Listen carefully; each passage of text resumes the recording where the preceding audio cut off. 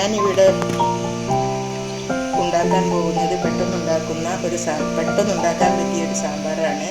എൻ്റെ ചാനൽ ആദ്യമായി കാണുന്നതാണെങ്കിലും അല്ലെങ്കിലും ഒരു സബ്സ്ക്രൈബ് ചെയ്യാനും ലൈക്ക് ചെയ്യാനും മറക്കരുത്.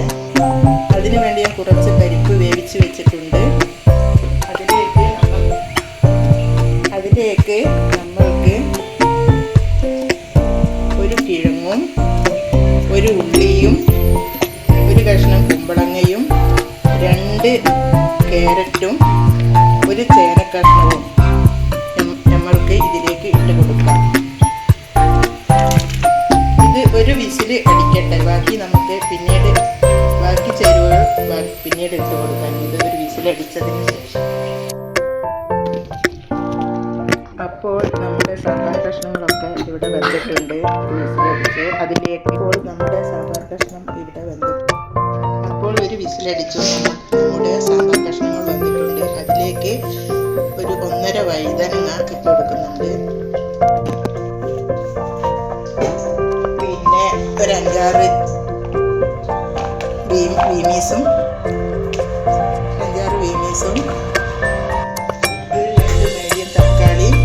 ചെറിയ ഉള്ളിയും കൂടി ഇതിലേക്ക് കൊടുക്കുന്നുണ്ട്. ഇതിൽ മുരിങ്ങക്കോലൊന്നുമില്ല. നമുക്ക് സാധാരണ കുറച്ച് പച്ചക്കറികൾ വെച്ചിട്ട് ഉണ്ടാക്കാവുന്ന ഒരു സാമ്പാറാണ്. ഇനി ഇതൊന്ന് വേവട്ടെ. അതിൽ 2 പച്ചമുളകും കൂടി ഇട്ടിട്ടുണ്ട്. ഞാൻ പറയാൻ മറന്നു പോയതാണ്. ഇനി സാമ്പാറിലേക്ക് നമുക്ക് കുറച്ച് വെണ്ടക്ക വാട്ടി വെച്ചിട്ടിടാം.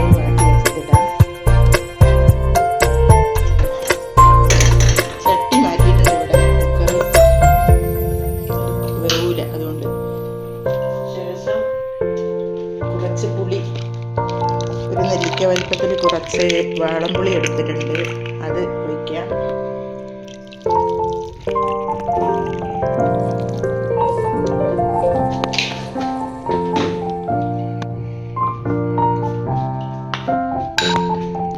അതിനുശേഷം 3 ടേബിൾ ടീസ്പൂൺ സാമ്പാർ പൊടി എടുത്തിട്ടുണ്ട്. ഇത് കുറച്ച് വെള്ളം ഒഴിച്ച് കലക്കിയിട്ട് അതുകൂടി നമുക്ക് ഇതിലേക്ക് ഒഴിച്ച് കൊടുക്കാം.